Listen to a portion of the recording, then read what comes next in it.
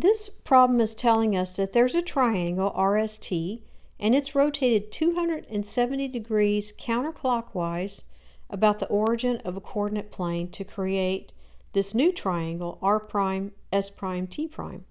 And it's asking which rule describes this transformation.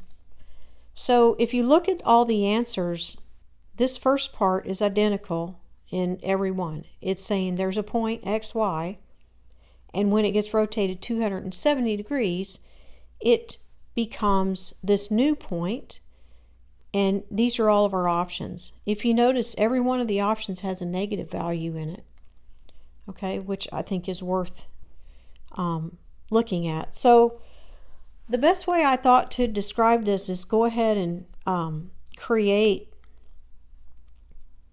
this triangle. We don't know what it looks like. They don't tell us, but we can create our own and rotate it and see what happens. So the first thing I do is I found this point right here, which is x is 1 and y is 3. Okay, so that's our point. I'm going to write that over here, 1, 3, and we're going to call that our r value. We don't know, it's RST, so I'm just calling it r. So if you look at the answers, so x, y, we're going to use as r as the r point, and that's 1, 3, and we're going to see where that point lines up on the grid. So hopefully, if that doesn't make sense, hopefully it will when I move it over. So I'm just going to superimpose this here, and then I'm going to rotate it. So I'm going to rotate it 270 degrees counterclockwise, which is again is this way. And so 270 is 3 times 90. So I know I'm going to do 3 different 90-degree turns. So there's 1 90-degree turn, there's 2, there's 3. That's our new point, our R prime point. And let's look at that. The point is here now.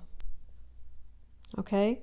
Remember, it was at 1, 3, which was right here, and now it's here, which is 1, 2, 3, negative 1. So let's write that down. It's 3, negative 1, and that is our R prime point. So now, what is the rule for having a rotation about the origin of 270 degrees? My 1 becomes, after it's rotated, is a 3, which is our y value, right? So let me write this too. So this is our original x and y, and our new values, our x is now the y value,